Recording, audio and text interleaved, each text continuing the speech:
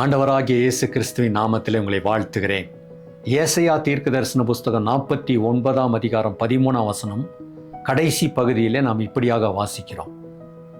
சிறுமைப்பட்டவர்கள் மேல் கர்த்தர் ஆறுதல் அளிப்பார், அவர்களுக்கு கிருபை செய்வார் என்று நாம் வாசிக்கிறோம்.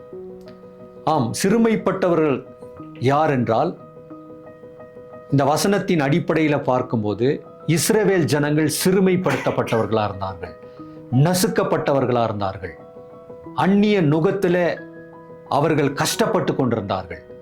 ஆனால் கர்த்தருடைய வார்த்தை அந்த ஜனங்களுக்கு நேராக வருது. சிறுமைப்பட்டவர்களாகிய தம்முடையவர்கள் மேலே அவர் கிருபையா இருக்க போறாரு அப்படின்னு. ஒருவேளை சிறுமைப்பட்டவர்களைப் போல நீங்கள் உணரலாம், நீங்கள் மற்றவர்களால் நசுக்கப்பட்டவர்களைப் போல நீங்கள் உணரலாம், ஒரு வேதனையிலே நீங்கள் இருக்கலாம், ஒரு தாழ்விலே நீங்கள் இருக்கலாம். ஆனால் கர்த்தருடைய கிருபை உங்கள் மேல வரப்போகிறது. உங்களை அவர் அப்படியே விடமாட்டார், தூக்கி நிறுத்துவார். சிறுமைப்பட்டிருக்கலாம், நீங்கள் உயர்த்தப்பட போகிறீர்கள். ஆகவே கர்த்தருடைய வசனத்தை நீங்கள் எடுத்துக்கொள்ளுங்கள், அவரை இறுக பற்றி கொள்ளுங்கள். கர்த்தர் உங்களை ஆசீர்வதிப்பார்.